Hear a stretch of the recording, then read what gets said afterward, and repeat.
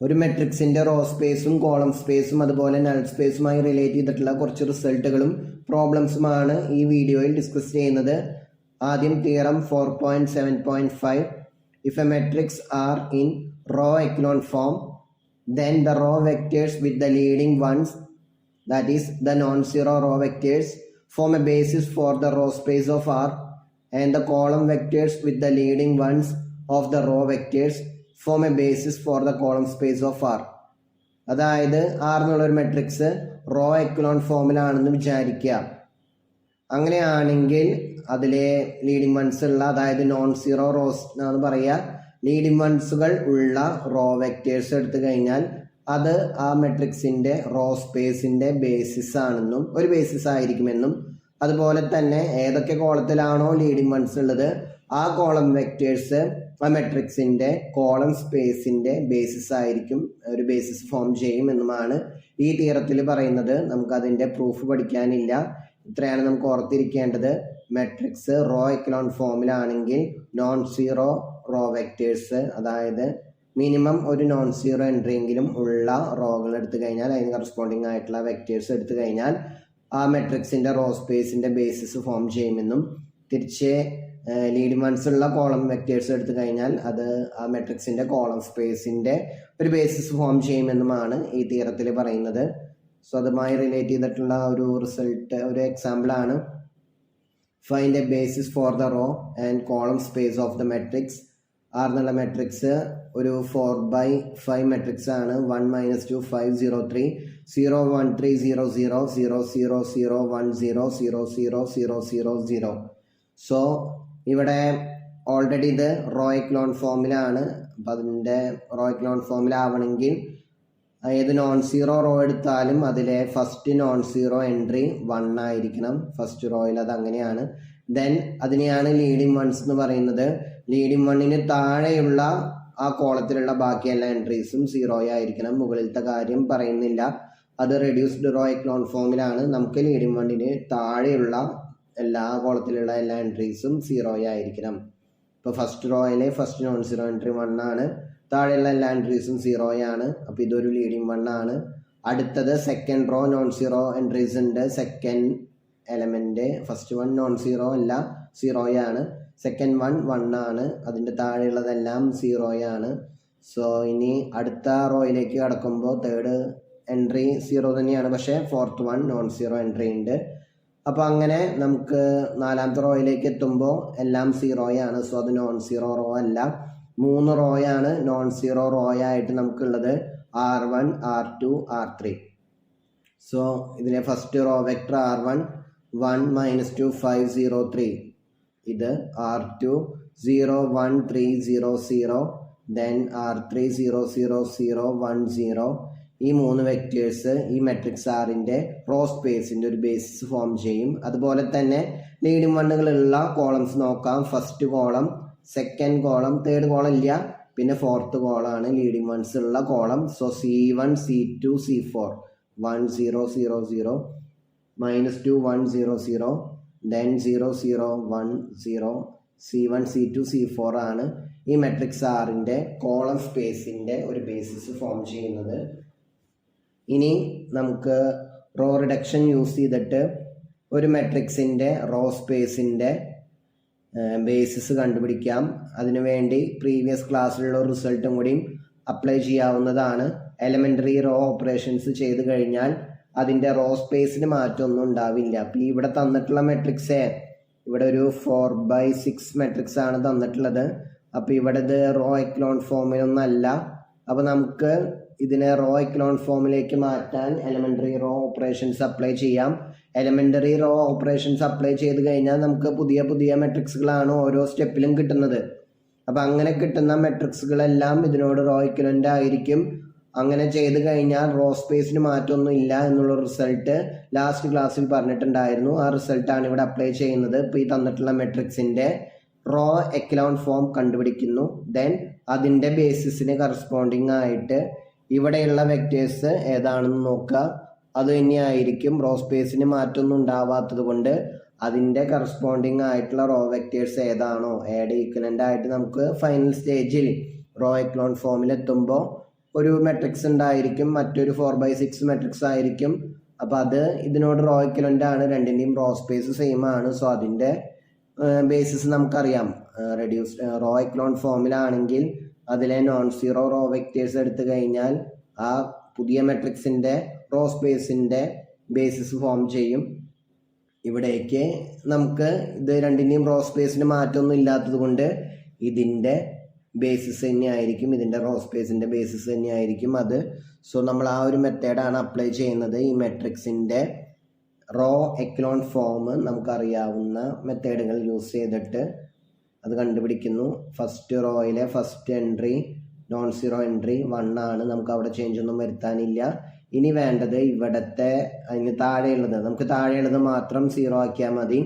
So ഇവിടെ 0 ആക്കണം, ഇവിടെ 0 ആക്കണം, ഇവിടെയും 0 ആക്കണം. R2ൽ ചേഞ്ച് വരാനുണ്ട്. ഞാൻ A = എന്ന് എഴുതുന്നു, A വീണ്ടും എഴുതുന്നില്ല. R2 ചേഞ്ചസ് ടു R2 തന്നെ എഴുതുക. ദെൻ ഇവിടെ 2 ആണ്, സോ -2. ലീഡിങ് 1 ഉള്ളത് ഫസ്റ്റ് റോയിലാണ്, -2 R1. R3ൽ ഇവിടെ 2 ആണ്, so R3 changes to R3 -2 R1. ഇനി R4ലേക്ക് വരുമ്പോൾ ഇവിടെ -1 ആണ്, so R4 changes to R4 -1ൻ്റെ അഡിറ്റീവ് ഇൻവേഴ്സ് -1ൻ്റെ 1 എന്ന് വരും. So 1 × R1, so R4 + R1. ഈ ട്രാൻസ്ഫർമേഷൻസ് ചെയ്യുമ്പോൾ നമുക്കിതുപോലെ കിട്ടും. 1 0 0 ഫസ്റ്റ് റോയിൽ ചേഞ്ച് ഇല്ല, -2 5 4. ദെൻ സെക്കൻഡ് റോയിൽ ഇങ്ങനെയാവും, നിങ്ങളൊന്ന് വെരിഫൈ ചെയ്ത് നോക്കുക. 0 0 1 3 -2 -6.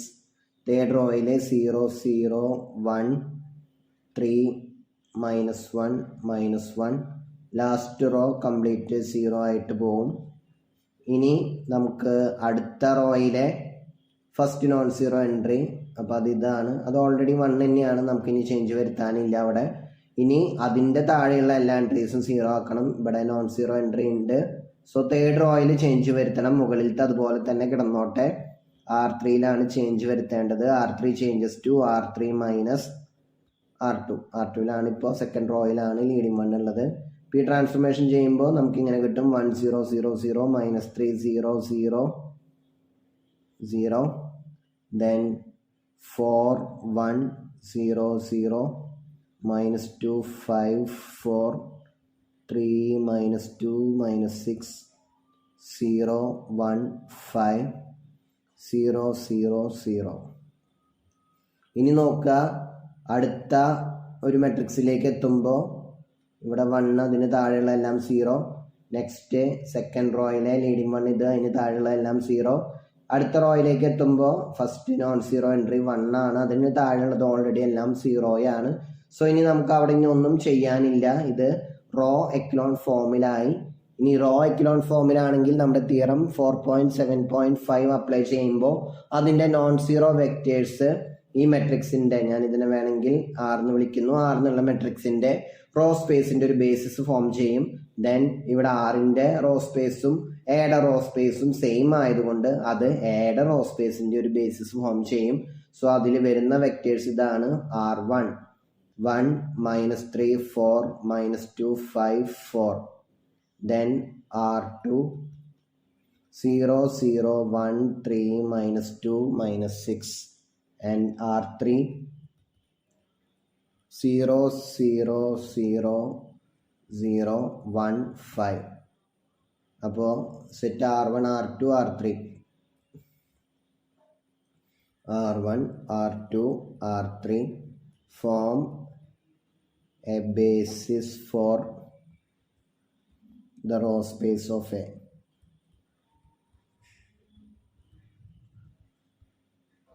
അപ്പോൾ ഇങ്ങനെയാണ് ചെയ്യേണ്ടത്. മെട്രിക്സ് ഓൾറെഡി തന്നിട്ടുള്ള മെട്രിക്സ് റോ എക്ലോൺ ഫോമിലല്ല എന്നുണ്ടെങ്കിൽ എലമെൻ്ററി റോ ഓപ്പറേഷൻസ് അപ്ലൈ ചെയ്ത് അതിൻ്റെ റോ എക്ലോൺ ഫോം കണ്ടുപിടിക്കുക. ദെൻ അതിലുള്ള നോൺ സീറോ വെക്റ്റേഴ്സ് തന്നെയായിരിക്കും നമ്മുടെ ആദ്യത്തെ മെട്രിക്സിൻ്റെ റോ സ്പേസിൻ്റെ ബേസിസ് ഫോം ചെയ്യുന്നത്. സോ അതാണ് ഈ ഒരു പ്രോബ്ലത്തിൽ നമ്മൾ കണ്ടത്. ഇനി അടുത്ത theorem 4.7.6. If A and B are row equivalent matrices, A യും B യും റോ ഇക്വലൻ്റ് ആണെങ്കിൽ രണ്ട് റിസൾട്ടുകളാണ് നമുക്കുള്ളത്. A given set of column vectors of A is linearly independent if and only if the corresponding column vectors of B is linearly independent. അപ്പോൾ എയും ബിയും raw equivalent ആണെങ്കിൽ എയിലുള്ള ഏതെങ്കിലും ഒരു given set of column vectors linearly independent ആണെങ്കിൽ corresponding ആയിട്ടുള്ള ബിയിലെ column vectors, ഇപ്പോൾ എയിലെ ഫസ്റ്റ് കോളം, തേർഡ് കോളം, പിന്നെ ഫോർത്ത് കോളം, ഇവർ ലീനിയർലി ഇൻഡിപെൻഡൻ്റ് ആണെന്ന് വിചാരിക്കുക. അപ്പോൾ അങ്ങനെയാണെങ്കിൽ ബിയിലെ ഫസ്റ്റും തേർഡും ഫോർത്തും കോളത്തിലുള്ള വെക്റ്റേഴ്സ് എടുത്തു കഴിഞ്ഞാൽ അവരും ലീനിയർലി ഇൻഡിപെൻഡൻ്റ് ആയിരിക്കും. അതാണ് ഉദ്ദേശിച്ചത്. അതുപോലെ തന്നെ സെക്കൻഡ് പാർട്ടിൽ പറയുന്നത് A given set of column vectors of A forms A basis for the column space of A if and only if the corresponding column vectors of B form a basis for the column space of B.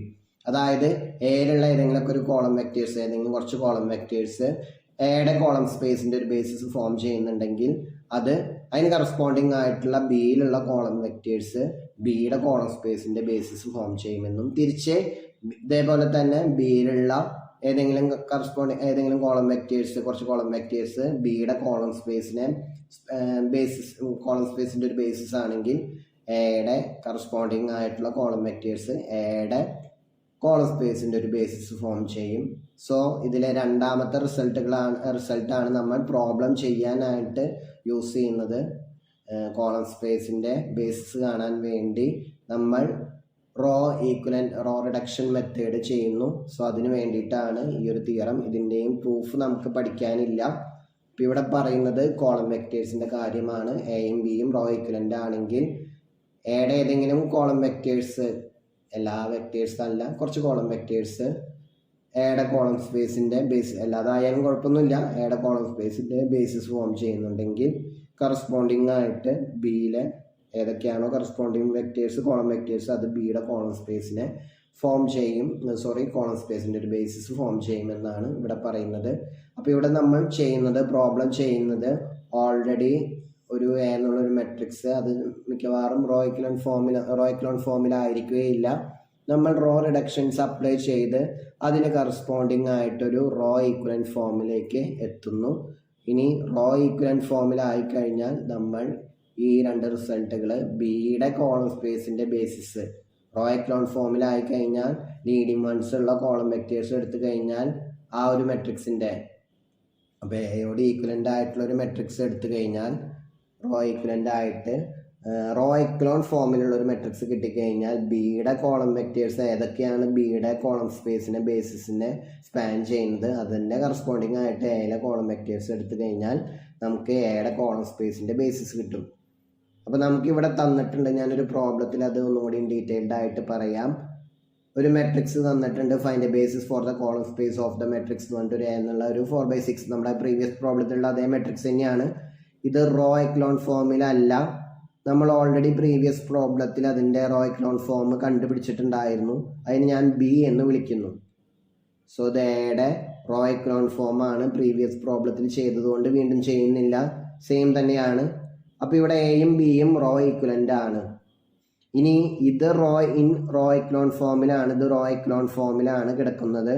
Raw echelon ഫോമിലാണെങ്കിൽ നമ്മുടെ previous theorem നമുക്ക് apply ചെയ്യാവുന്നതാണ്. Raw echelon ഫോമിലുള്ള ഒരു matrix എടുത്തു കഴിഞ്ഞാൽ അതിൻ്റെ leading ones ഉള്ള column vectors ആ മെട്രിക്സിൻ്റെ, അതായത് ബിയുടെ കോളം സ്പേസിൻ്റെ ഒരു ബേസിസ് ആയിരിക്കും. അപ്പോൾ ഇവിടെ ലീഡിങ് വൺസ് ഉള്ളത് ഫസ്റ്റ് കോളത്തിനുണ്ട്, തേർഡ് കോളത്തിനുണ്ട് ആൻഡ് ഫിഫ്ത്ത് കോളത്തിനുണ്ട്. സോ C1, C3, C5 ഞാൻ എയുടെ അല്ലാത്തത് കൊണ്ട് C1 dash, C3 dash, C5 dash എന്ന് വിളിക്കുന്നു. ഡെറിവേറ്റീവ് അങ്ങനെയുള്ളൊരു മീനിങ് ഒന്നല്ല, ജസ്റ്റ് നൊട്ടേഷൻ. ബിയുടെ ഫസ്റ്റ് കോളത്തിനെയാണ് C1 ഡാഷ് എന്നുള്ള നൊട്ടേഷൻ അപ്ലൈ ചെയ്യുന്നത്. ബിയുടെ തേർഡ് കോളം C3 ഡാഷ്, ബിയുടെ fifth column C5 dash. So ഈ കോളം വെക്റ്റേഴ്സ് എടുത്തു കഴിഞ്ഞാൽ അത് ബിയുടെ കോളം സ്പേസിൻ്റെ ഒരു ബേസിസ് ഫോം ചെയ്യും. അതിന് നമ്മുടെ തിയറം 4.7.5 മതി. അതിൽ നമ്മൾ പറഞ്ഞിട്ടുണ്ട് റോ എക്ലോൺ ഫോമിലാണെങ്കിൽ ലീഡിങ് വൺസ് ഉള്ള കോളം വെക്റ്റേഴ്സ് എടുത്തു കഴിഞ്ഞാൽ ആ മെട്രിക്സിൻ്റെ കോളം സ്പേസിനെ അത് കോളം സ്പേസിൻ്റെ ഒരു ബേസിസ് ആയിരിക്കും ആ കോളം വെക്റ്റേഴ്സ് എന്നാണ് തിയറം 4.7.5ൻ്റെ സെക്കൻഡ് പാർട്ടിൽ പറഞ്ഞിട്ടുണ്ടായിരുന്നത്. ഇനി നമ്മൾ 4.7.6 അപ്ലൈ ചെയ്യുന്നു. ഇപ്പോൾ ഇവിടെ എയും ബിയും റോ ഈക്വലൻ്റ് ആണ്. ബിയുടെ കോളം വെക്റ്റേഴ്സ് ഏതൊക്കെയാണ് ബിയുടെ കോളം സ്പേസിനെ കോളം സ്പേസിനെ സ്പാൻ ചെയ്യുന്ന ലീനിയർലി ഇൻഡിപെൻഡൻ്റ് ആയിട്ടുള്ള സെറ്റ്, അതായത് ബിയുടെ കോളം സ്പേസിൻ്റെ ഒരു ബേസിസ് ഫോം ചെയ്യുന്ന ആൾക്കാരാണ് C1 C3 C5. ഇത് form a basis for the column space of B. ഇനി നമ്മുടെ തിയറം 7.6 പാർട്ട് ബിയിൽ പറഞ്ഞിട്ടുണ്ട് എയുടെ ഏതെങ്കിലും തിരിച്ചും നമുക്ക് അപ്ലൈ ചെയ്യാം. അപ്പം ബിയുടെ ഏതെങ്കിലും കോളം വെക്റ്റേഴ്സ് ബിയുടെ കോളം സ്പേസിൻ്റെ ഒരു ബേസിസ് ഫോം ചെയ്യുന്നുണ്ടെങ്കിൽ കറസ്പോണ്ടിങ് ആയിട്ടുള്ള എയുടെ വെക്റ്റേഴ്സ് എയുടെ കോളം സ്പേസിൻ്റെ ഒരു ബേസിസ് ഫോം ചെയ്യും എന്നാണ് അവിടെ പറഞ്ഞിട്ടുള്ളത്. സോ ഇതിന് കറസ്പോണ്ടിങ് ആയിട്ട് C1 എന്ന് പറഞ്ഞാൽ എയിലെ ഫസ്റ്റ് കോളം. സോ 1 2 2 -1. ഇനി C3 ആണ്. അപ്പോൾ അതിന് കറസ്പോണ്ടിങ് ആയിട്ട് അവിടുത്തെ C3.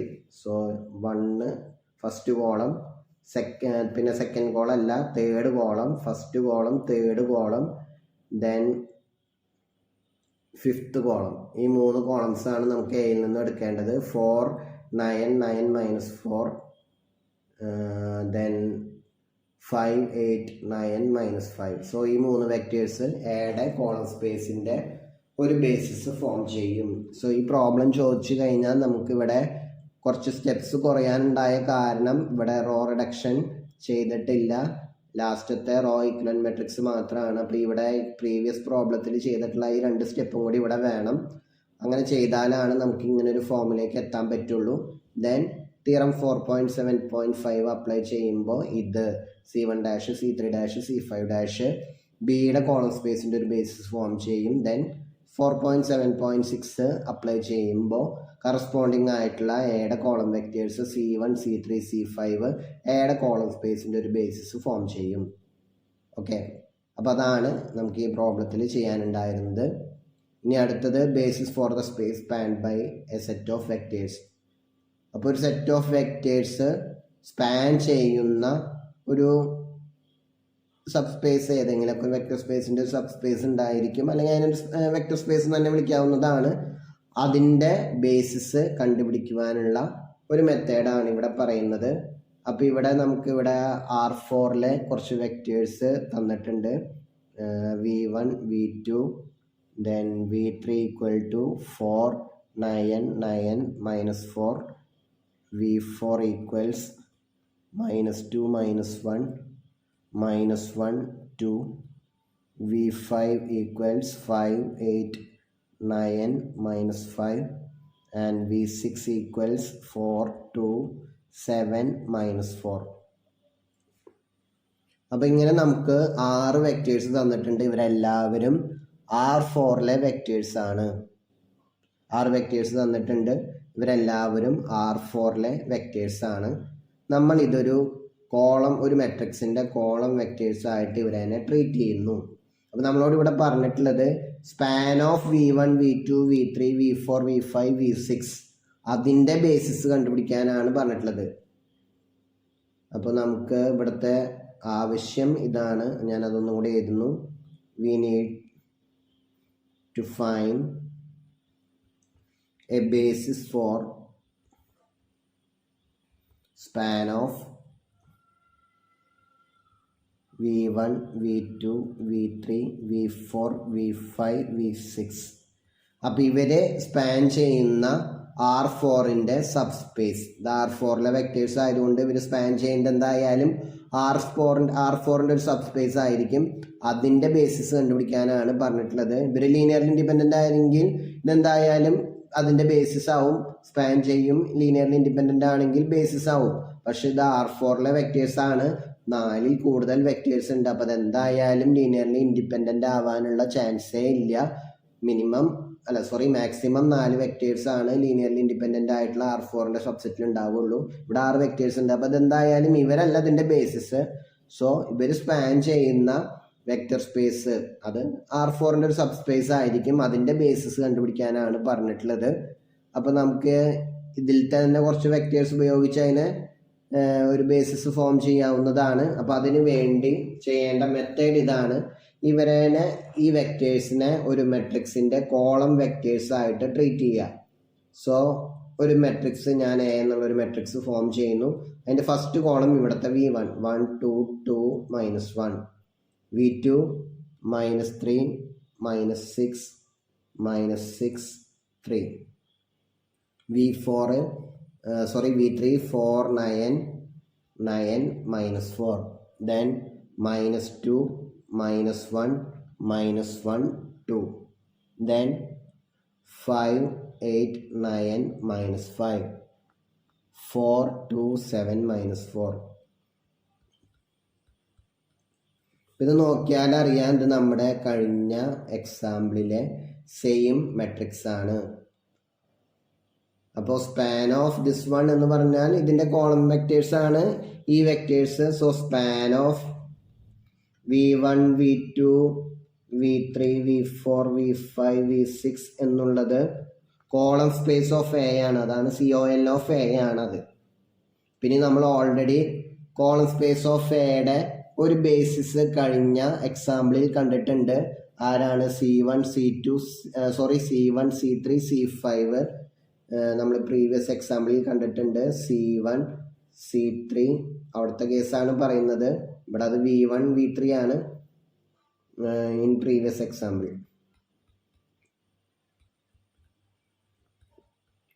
We find that we get C1 C3 C5 form a basis for column space of A. നമ്മൾ കഴിഞ്ഞ എക്സാമ്പിളിൽ കണ്ടതാണ്. അതായത് ഇതിൻ്റെ കോളം സ്പേസും ഈ വെക്ടേഴ്സിൻ്റെ സ്പാനും സെയിം ആണ്. സോ C1 C3 C5 ഇതിൻ്റെ കോളം സ്പേസിൻ്റെ ബേസിസ് ആണ്.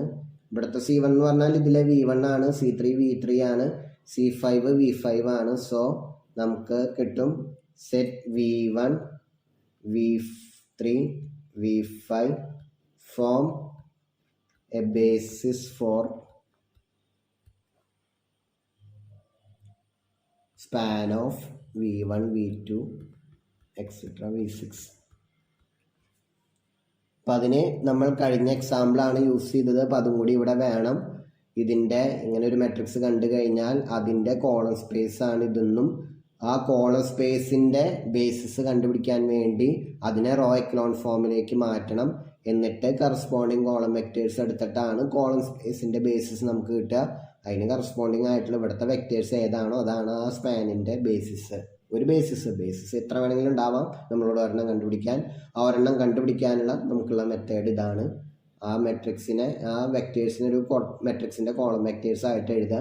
ദെൻ പ്രീവിയസ് പ്രോബ്ലത്തിൽ ചെയ്തതുപോലെ അതിൻ്റെ ബേസിസ് കണ്ടുപിടിക്കുക. ദെൻ കറസ്പോണ്ടിങ് ഇവിടുത്തെ വെക്ടേഴ്സ് ആരാണോ അതന്നെയാണ് ആ സ്പാൻ ഓഫ് ആ സെറ്റ് ഓഫ് വെക്ടേഴ്സിൻ്റെ ബേസിസ് ഫോം ചെയ്യുന്നത്. അപ്പോൾ ഇതാണ് നമുക്കിവിടെ ചെയ്യാനുണ്ടായിരുന്നത്. നമുക്ക് മറ്റൊരു ക്വസ്റ്റ്യൻ നോക്കാം. Find a basis for the row space of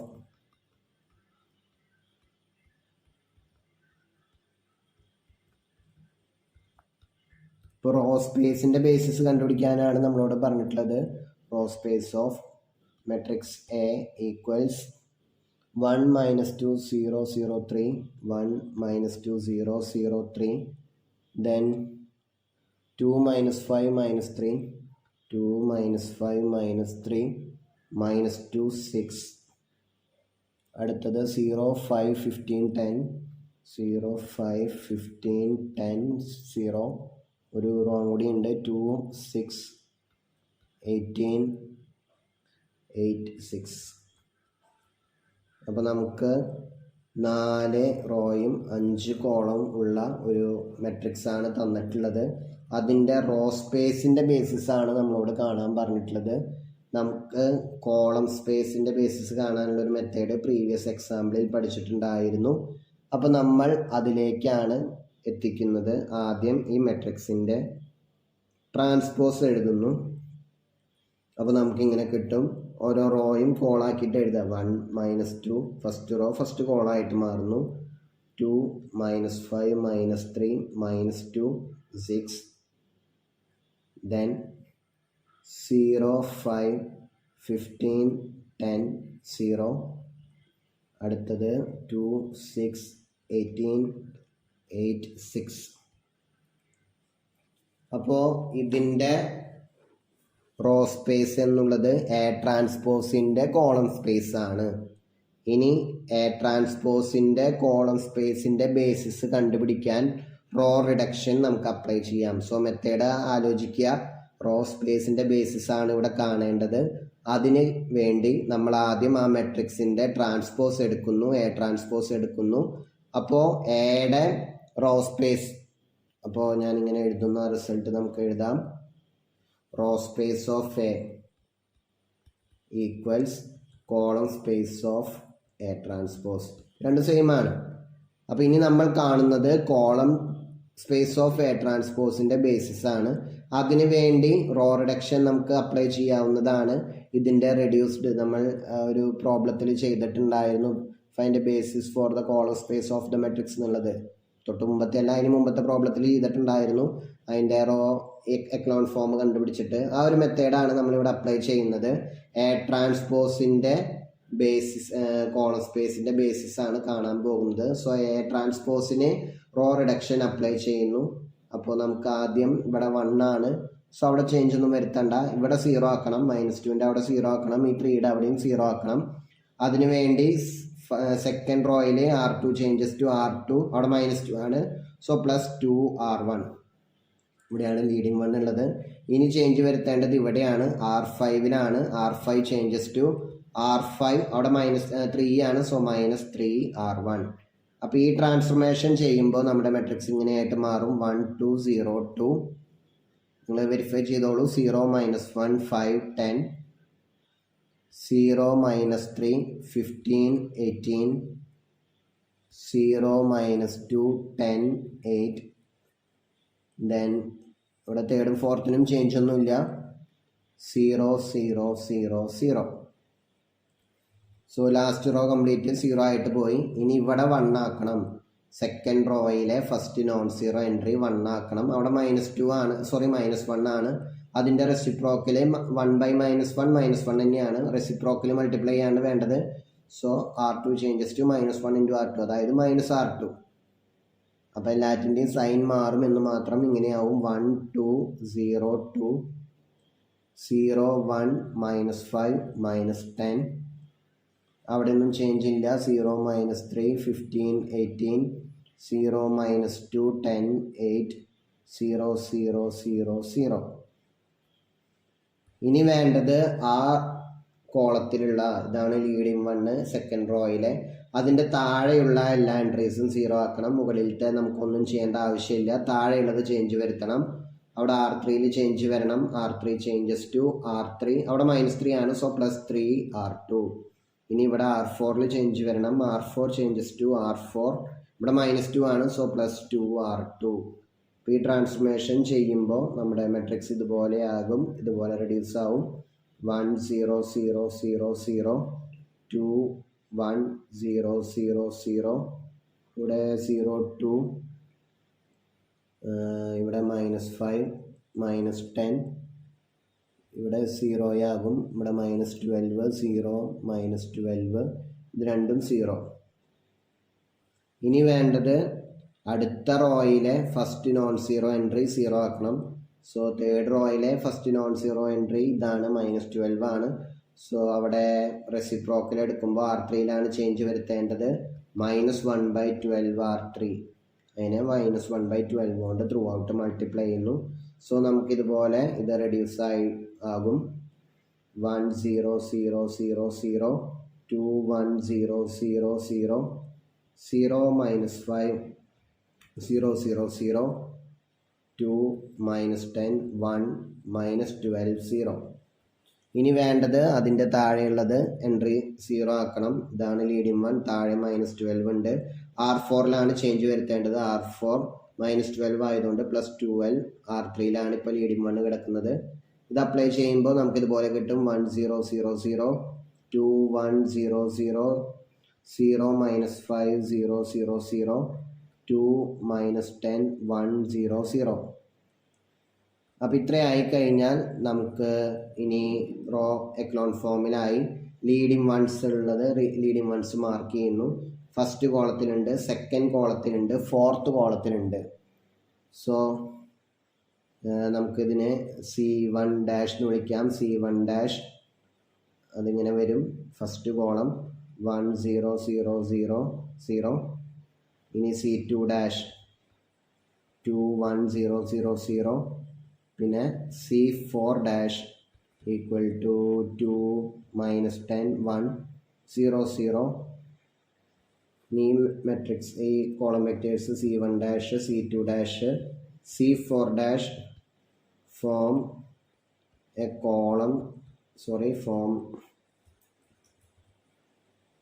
a basis for column space of A. Form a basis for A അല്ല, ഈ പുതിയ മെട്രിക്സിനെ ഞാൻ C എന്ന് വിളിക്കുന്നു. ഇതാണ് C എന്നുള്ള മെട്രിക്സ് എന്ന് വിചാരിക്കുക. Column space of C. ഇനി ഇതിൻ്റെ corresponding column vectors A transpose C വേണ്ട, ഇതങ്ങനെ ആയിക്കോട്ടെ. ഇതിൻ്റെ കറസ്പോണ്ടിങ് കോളം വെക്റ്റേഴ്സ് A ട്രാൻസ്പോസിലുള്ള കോളം വെക്റ്റേഴ്സ് നമ്മൾ A ട്രാൻസ്പോസിൽ നിന്നാണ് റെഡ്യൂസ് ചെയ്ത് വന്നത്. C1 C2 C4 form a basis for. therefore C1 C2 C4 form a basis for column space of A transpose. അവിടെ C1 വരുന്നത് A ട്രാൻസ്പോസിലെ ഫസ്റ്റ് കോളം, അപ്പോൾ അത് 1 -2 0 0 3. C2 വരുന്നത് A ട്രാൻസ്പോസിലെ second column 2 -5 -3 -2 6. and C4 2 6 18 8 6. So ഈ vectors ഈ column space of A ട്രാൻസ്പോസിൻ്റെ ഒരു basis form ചെയ്യുന്നു. ഇനി നമുക്ക് കോളം സ്പേസ് ഓഫ് എ ട്രാൻസ്പോസും റോ സ്പേസ് ഓഫ് എയും സെയിം തന്നെയാണ്.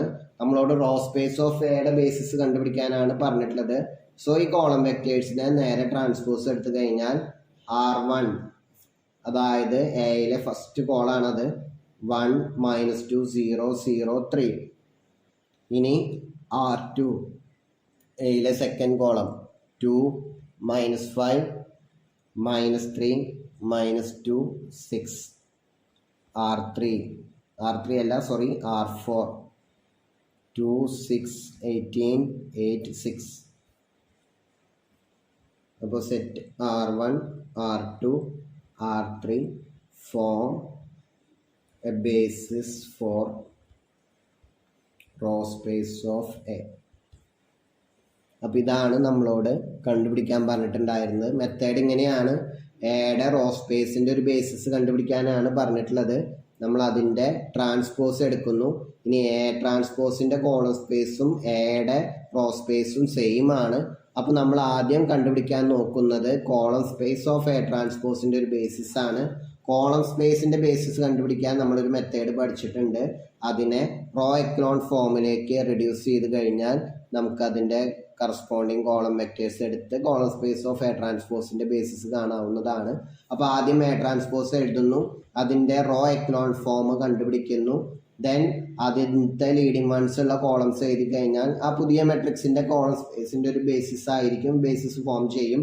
കറസ്പോണ്ടിങ് ആയിട്ട് ഇത് ഇവിടുത്തെ ഫസ്റ്റും സെക്കൻഡും ഫോർത്തും ആണ്. സോ എ ട്രാൻസ്പോസിലെ ഫസ്റ്റും സെക്കൻഡും ഫോർത്തും കോളംസ് എടുത്താൽ കോളം സ്പേസ് ഓഫ് എ ട്രാൻസ്പോസിൻ്റെ ഒരു ബേസിസ് ഫോം ചെയ്യും. ഇനി രണ്ടും സെയിം ആണ്. കോളം സ്പേസ് ഓഫ് എ ട്രാൻസ്പോസും റോ സ്പേസ് ഓഫ് എയും സെയിം ആണ്. സോ ഈ കോളം വെക്റ്റേഴ്സിനെ റോ വെക്റ്റേഴ്സ് ആയിട്ട് എഴുതി കഴിഞ്ഞാൽ, അതായത് എയിലെ first row vector, second row vector and fourth row vector, ഈ 3 വെക്റ്റേഴ്സ് എടുത്തു കഴിഞ്ഞാൽ റോ സ്പേസ് ഓഫ് എയുടെ ഒരു ബേസിസ് ഫോം ചെയ്യും. അപ്പം ഇങ്ങനെയാണ് റോ സ്പേസ് ഓഫ് എയുടെ ബേസിസ് കണ്ടുപിടിക്കാനുള്ള ഒരു മെത്തേഡ്.